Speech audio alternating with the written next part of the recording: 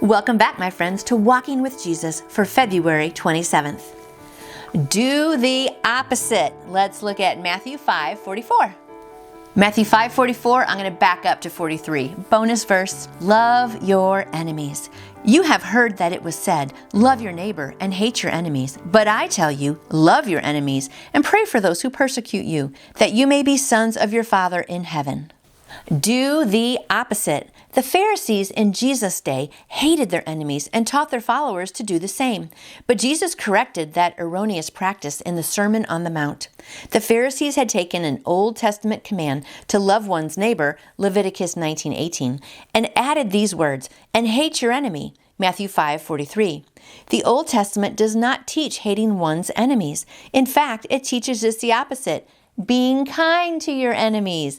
Exodus 23:4-5. So interesting they added that in.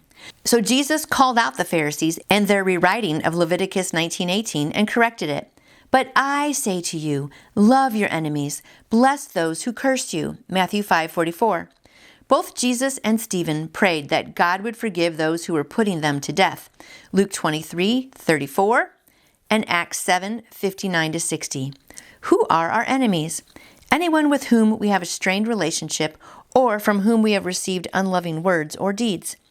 With Christ's help, you can love your enemies as He loves you. Wow, that was interesting. I never heard that before. I'm going to read that one part one more time. The Pharisees had taken an Old Testament command to love one's neighbor, Leviticus 19:18, and added these words, and hate your enemy, Matthew 5:43. The Old Testament does not teach hating one's enemies. In fact, it teaches just the opposite, being kind to your enemies. Exodus 23:4-5. So, the Bible says we're not supposed to add or subtract anything to it, and they were adding to it, so that's really bad. And you should never hate people, right? I mean, we should always try to love people and try to get along with people. And sometimes people, you're not going to see eye to eye, and sometimes people do things very differently than you do, and it is hard to get along, but you don't have to hate them.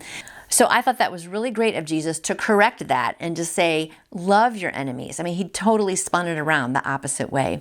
He came and did so many great things and just corrected things that were wrong. And, we're sinful human people. We get things wrong. But I just love it now that he just says that we should love our enemies and pray for those who persecute you and do things against you. So today, I'm sure there's somebody in your life, might be a family member, a boss, a friend, whoever, a neighbor, who is just really just grating on your nerves, right? And just really rubbing you the wrong way. And so today, we're all just going to take a breath and we're going to ask God for wisdom.